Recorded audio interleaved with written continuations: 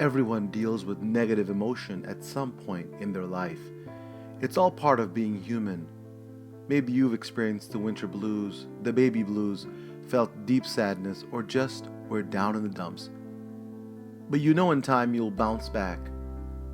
And that ability is what separates ordinary emotion from a serious medical condition. Today I'm visiting sunny Tempe, Arizona, where competition swimmer Allison Schmitt spends her days training. She's gearing up to compete in her third Olympic trials for another spot on the USA Olympic swim team. Together we sit down and have an intimate and emotional discussion about the last several years she spent struggling with depression. I would wake up every day and not really have motivation. My motivation was to get back into bed. When was the next time I could take a nap? When was the next time I could go back to sleep? Anyone who knows Allison Schmitt will be familiar with her bright, beautiful smile. A warm-hearted young woman, she gleefully spreads laughter through silly jokes and appears to be the most cheerful girl in the room. From the outside looking in, Allison seems to have it all. An accomplished swimmer who specializes in freestyle events, she has 6 Olympic medals to her name. Becoming an Olympic athlete takes a mixture of talent as well as hard work, determination, and passion. Allison's rise began after a very mixed start. It was a non-cut sport, so that's how I got into it. I tried every other sport. By the age of 9, Allison had already tried basketball, dance, volleyball, softball, and soccer. Following in her older sister's footsteps, she decided to join a swim team. Surprisingly, it didn't click with her. I was like, oh, the first meet, I was like, oh, I just want to quit. She stuck to it, and by the end of the swimming year, Allison had come to love it. It's relaxing to go float in the water, go up and down the pool and think about nothing besides you in the water. As a child, Allison was a fun-loving kid who cared about others and had many friends. She had a natural drive to perform well and set goals that she achieved.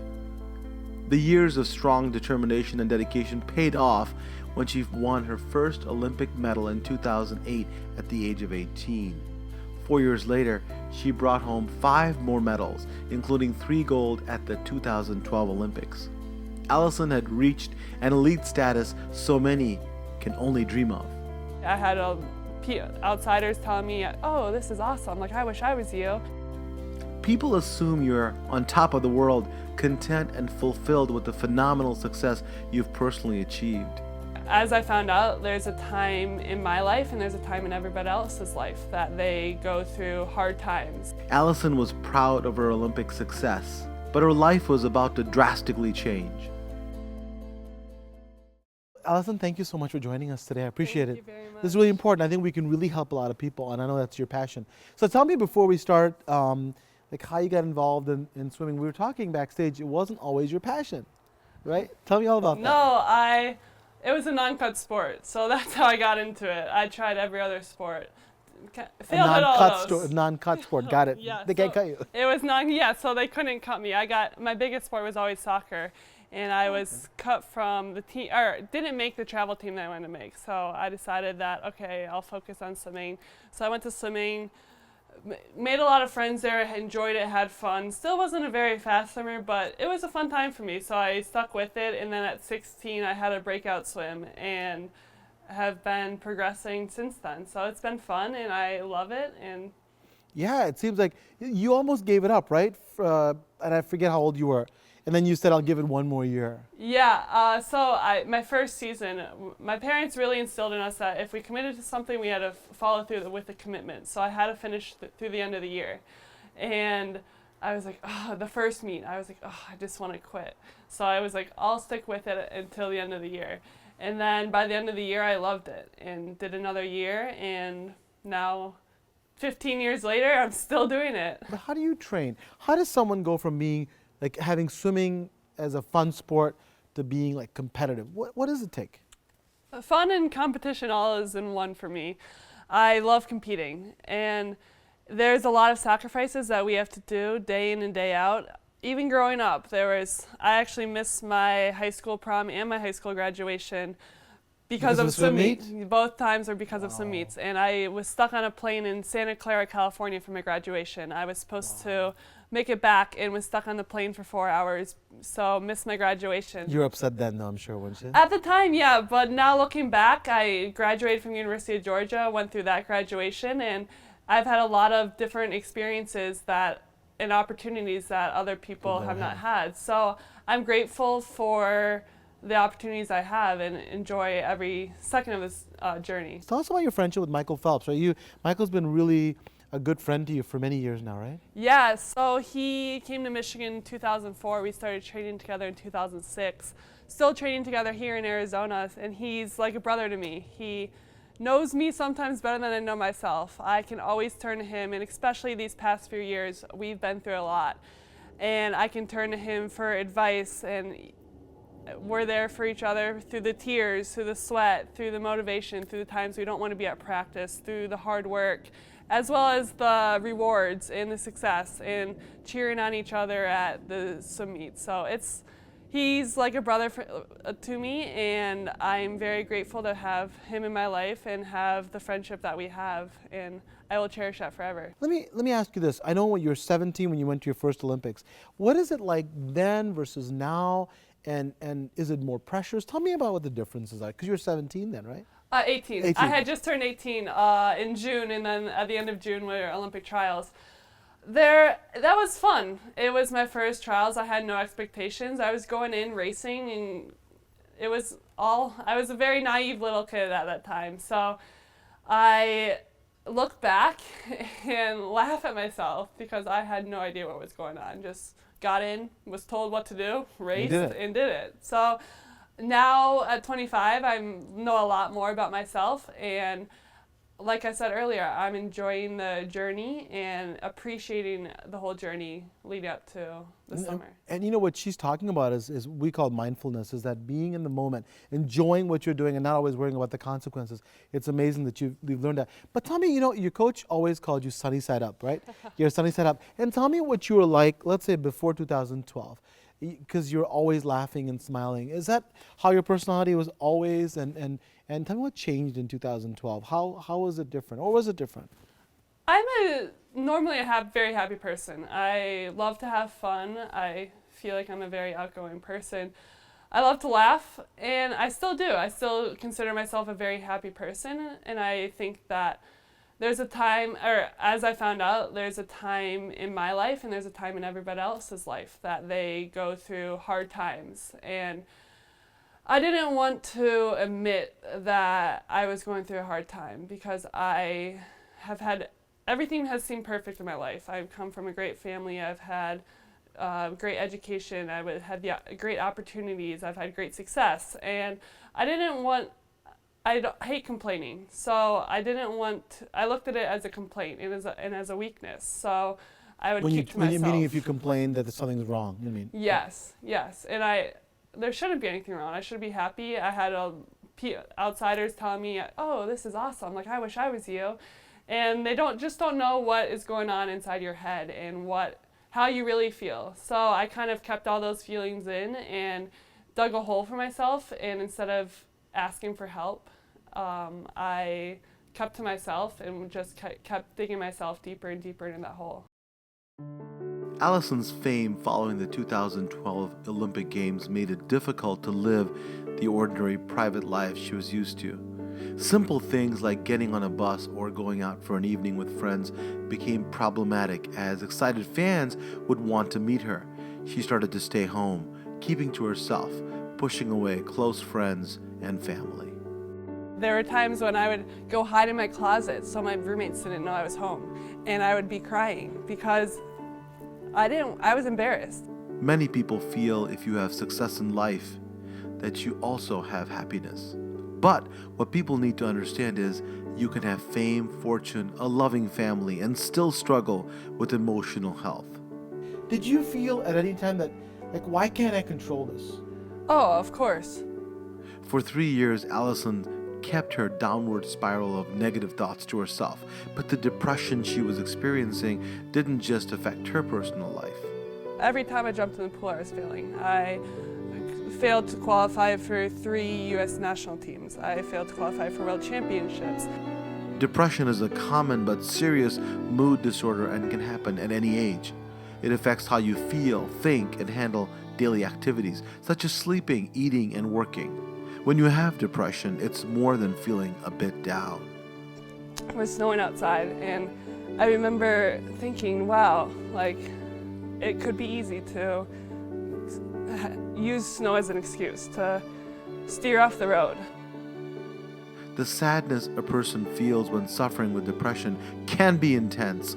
Other symptoms are also present, like losing interest in things you normally enjoy. Depression is very treatable. It's a medical illness and not a sign of weakness. Depression struck Allison, but also another close family member that was near to her heart. Unfortunately, Allison's cousin's life came to an abrupt end, and because of this, Allison is bravely speaking out. What happened to Giggles and what happened to, Sunny Side Up? What happened to you? I wasn't prepared. I wasn't prepared to come back and be known as Allison Schmitt the swimmer instead of just Allison Schmitt. Schmitty, yes. And I didn't know how to react. So instead of asking for help, because as an athlete, we don't ask for help. We in the pool push through everything. We're taught at a young age to push through everything. In the pool, when we're hurting on that last 50, we're not asking for help. It's you in the wall, and you have to push through yourself and finish that. So that's the mental state that I've always been in, and now I've been able to ask for help and realize that you can't get through life alone. You have an army of people, and they all support you, and they all want to be there for you. And all you have to do is ask a simple question for help, because they'll be right there for you, and they're your biggest cheerleaders. And let me ask you this: in going back to after London, was it right 2012? And did you feel like you could control it? Because you probably, I read you said to yourself, I don't know why I'm feeling this way. Like you kind of agreed with the people around you, saying, you know what, I shouldn't feel this way. Did you feel at any time that, like, why can't I control this? Oh, of course. I didn't like myself like that. I didn't like myself like that, so why would other people want to be around me? So that was another reason that I would stay in my room. There were times when I would go hide in my closet so my roommates didn't know I was home, and I would be crying because I was embarrassed. I was embarrassed that I felt like that. I was embarrassed that I'd be crying because to me, I felt like should be no reason that I was crying. There was no outside factor that I should be upset or I should be feeling that way. So it was hard for me to accept that and cope with that, so I would hide it all the time. And were you frustrated? Oh, very frustrated. I hated it about myself. And I do not like to use the word hate. It's a very strong word that I don't like to use, but I hated every aspect of that about myself. And it was hard for me to deal with that because I knew if I hated that about myself, why would anyone around want to be around me? Why would someone want to hang out with me? And if that was something that I felt like would make me better, I didn't want to bring that person down. I didn't want to make that person feel like I did. So I kind of looked at it as a contagious Like you don't want to give that negative feeling to them. Yes. And what happened with your professional life? People say, well, it doesn't matter because your mind and your body are not connected. They're very connected, right?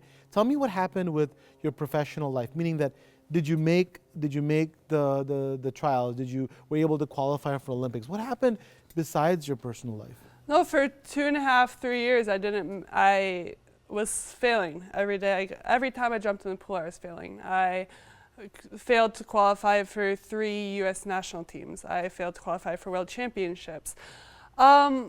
And it was easy for me to hide because I could stand up in front of a camera and just say, I didn't do the training or make up a different excuse, which was true. I wasn't doing the training, but there was the mental aspect of not being able to do the training, not having the motivation to do the training.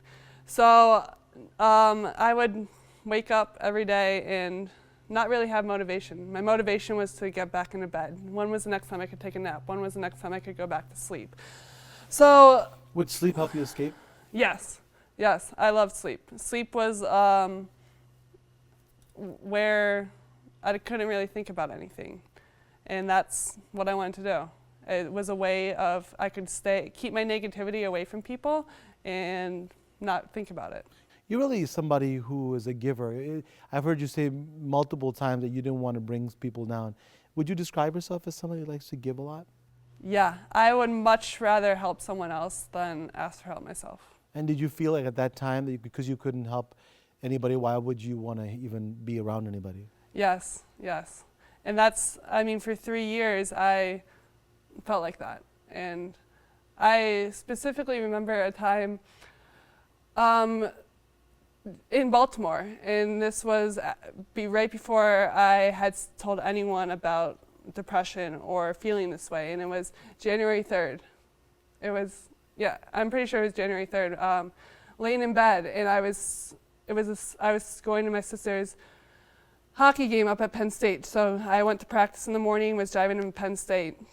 It was snowing outside, and I remember thinking, wow, like it could be easy to use snow as an excuse to steer off the road. And for me, those thoughts scared me. And that's when I knew that I needed help. And I needed help at the time, and I was still scared to ask for it. And luckily, I was scared when I was driving and didn't do anything that I would regret. Had a great time at my sister's hockey game, loved seeing my family, and made it home safely after that. But you lost a cousin that couldn't control it. Tell me about April. Yeah. So May 5th, 2015, she killed herself. She lost her battle to depression. And no one will ever know what she was going through, and people can assume, but no one will ever know what she was going through. No one can ever know what kind of help she needed.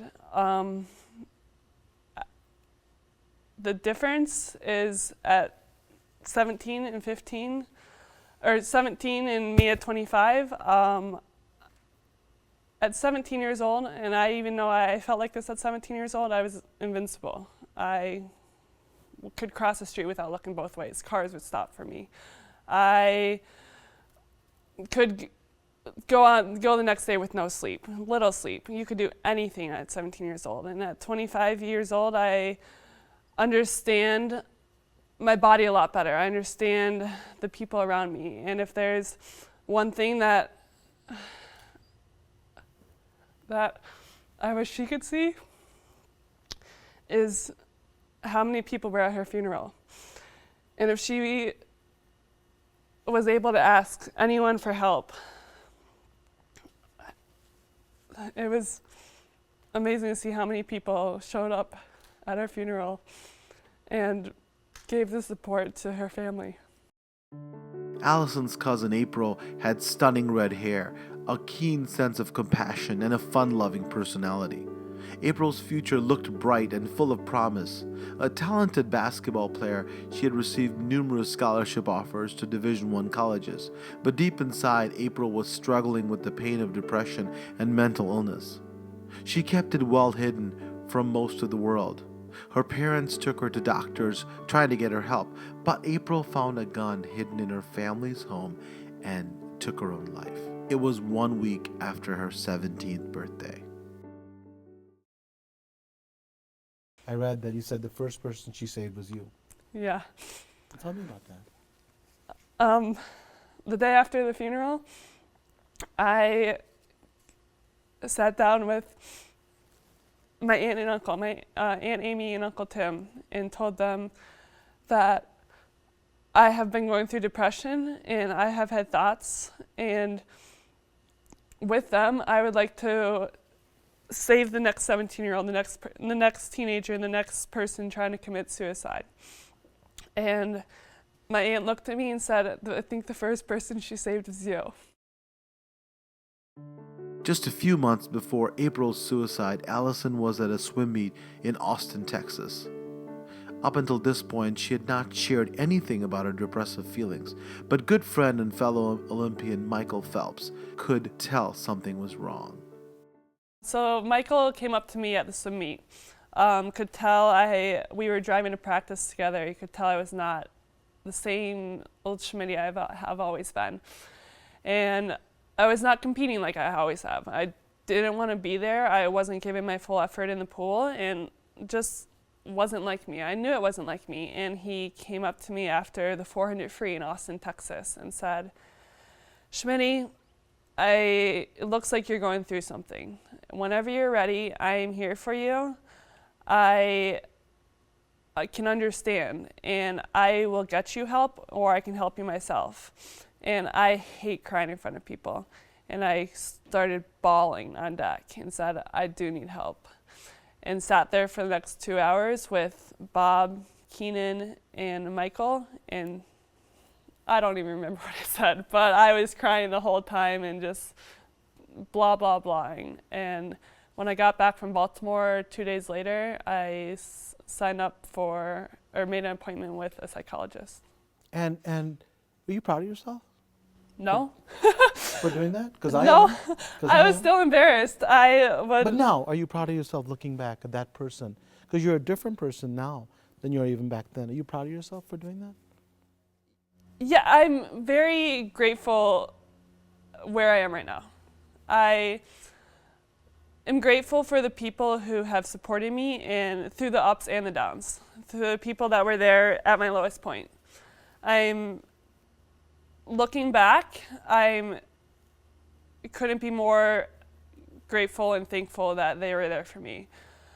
I know that I will continue talking to a psychologist, and I will continue promoting mental health and trying to destigmatize that negativity around psychologists. The reason why I'm proud of you is that you willed yourself in a different way and saying, you know what, this is not, I have to give up everything I know and go a different direction. And then you did one thing extra. You said, I'm going to talk about it, the most personal, most, part of my life that I'm not proud of, and then talk about it and open up about it and be vulnerable. Like you just told us you were sitting in a closet. You're not proud of that, but you said that because you want to help people. So that's why I'm proud of the fact you did that. I think that that's an amazing thing.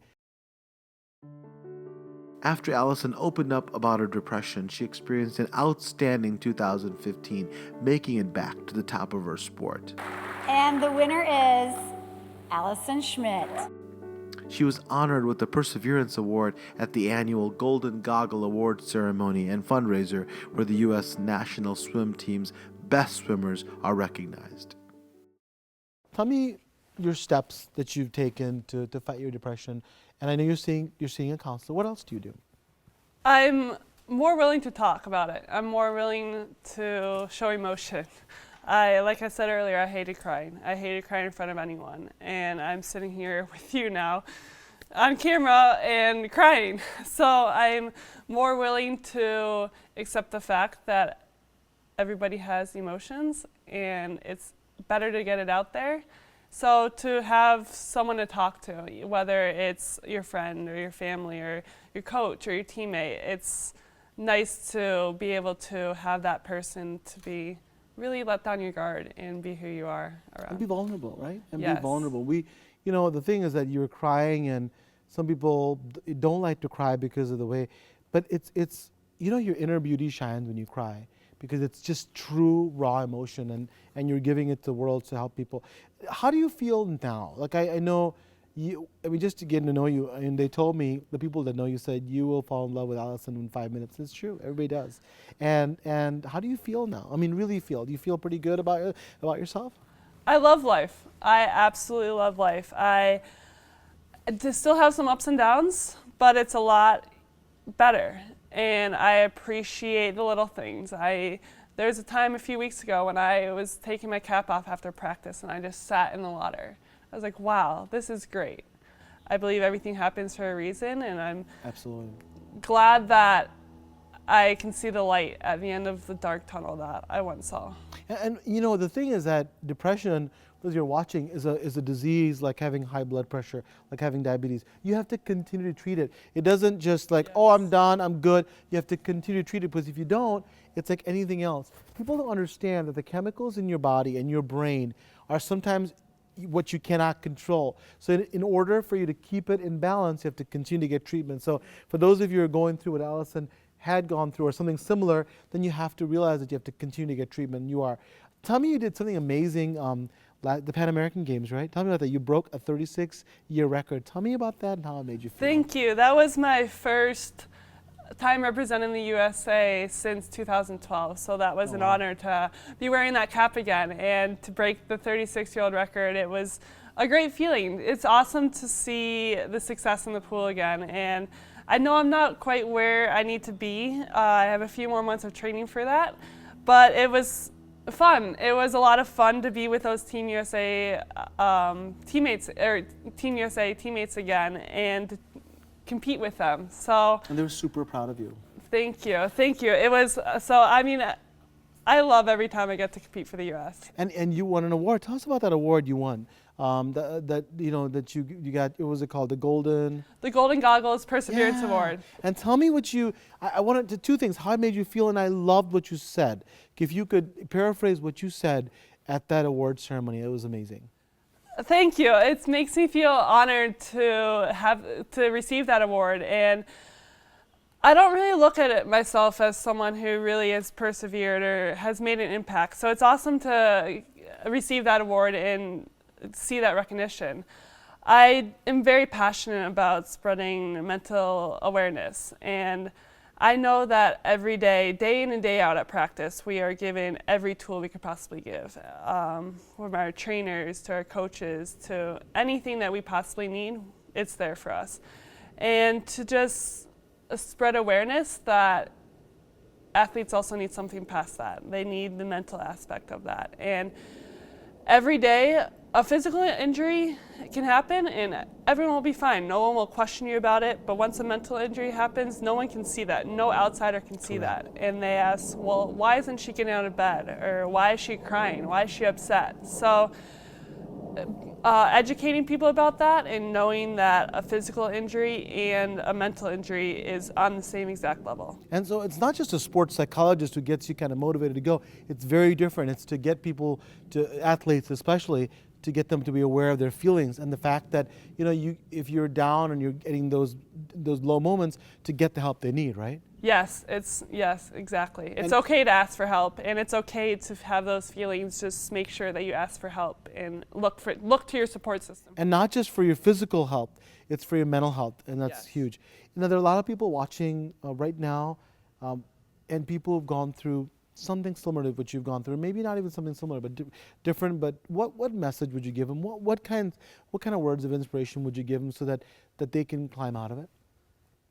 To not be afraid to ask for help. And the one thing that happened to me a few weeks ago, I had a dream, and it's been 9, almost 10 months since April has committed suicide and lost her battle to depression. And I had a dream with her in it, and I grabbed her in the dream and hugged her. And I told her to put her hand on her heart. And I said, you feel that? And she's like, yeah, Allison, I feel that. I was like, that's called life. That's called purpose. Everybody out there loves you, so keep fighting for that. And that's what I said in my dream. So that's what I believe is her looking down on us and her spreading the word about mental illness. And she would love to save one life, 1 million lives. And if that story can help anyone, I know that she'll be smiling down on that person. Wow, that was amazing. Thank you so much. Thank you very much. I'm joining Allison in her pursuit to bring awareness to mental health. Depression is a disease and nothing to be ashamed of.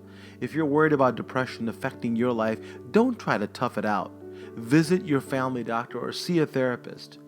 To learn more about depression, visit the American Psychological Association online at apa.org.